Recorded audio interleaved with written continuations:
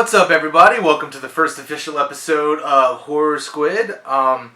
Today we're going to be reviewing Afterlife with Archie. Now, this book, I've been waiting for this book for, I'd been waiting for this book for a very long time. The comics were released in 2013. I wasn't able to actually get my hands on the individual issues, so I had to wait for the trade paperback to come out. But as soon as it was out, I had to get it, and I was not disappointed. This was written by, excuse me, hopefully I don't mess these names up, Roberto Aguirre Sacasa and Francesco Francavilla, who, judging by reading this, he's an awesome storyteller, and the artist in this is fantastic as well. Now, if you're not familiar with the Archie comics, they're usually, they follow a group of teenagers. The stories are usually pretty goofy, kind of comical.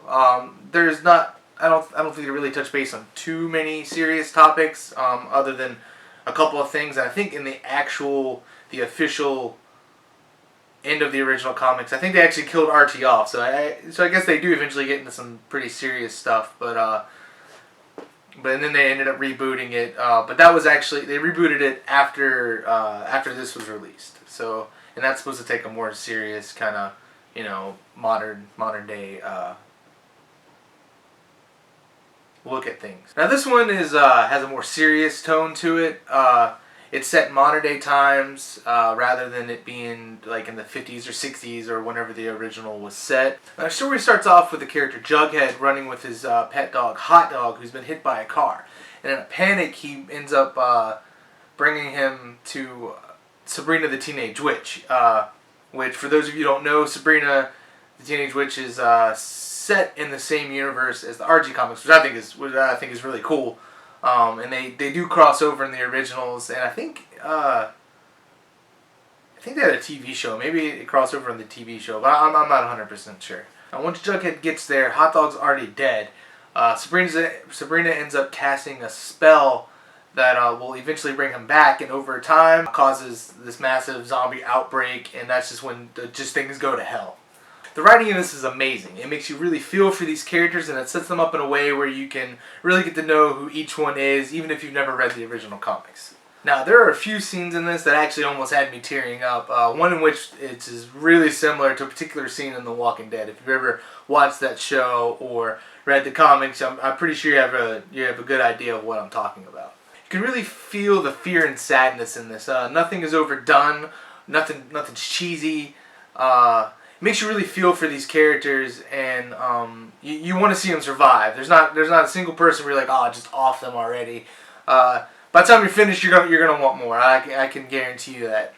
This was my second time reading it, and it was just as good as the first time, if not even better. Now, the artwork in this is amazing. It's not super complex. It's not detailed.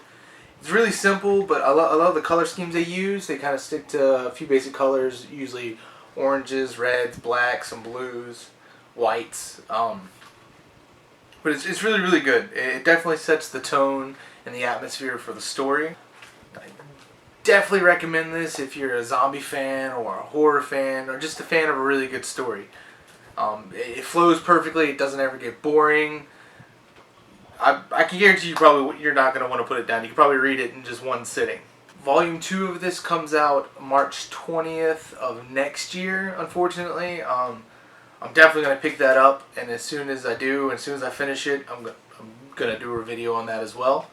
Now, the writer of this story, he also did another one for, like I mentioned earlier, Sabrina, set in the same universe. Now, this book isn't in the same universe as the Afterlife with Archie, but it's got the same serious, creepy kind of horror vibe to it.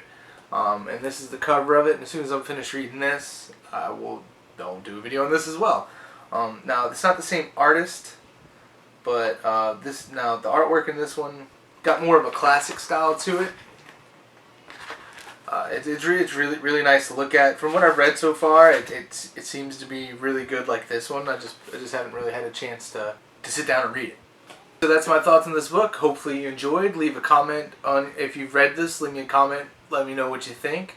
Don't forget to subscribe and be on the lookout for the next video. Thanks for watching.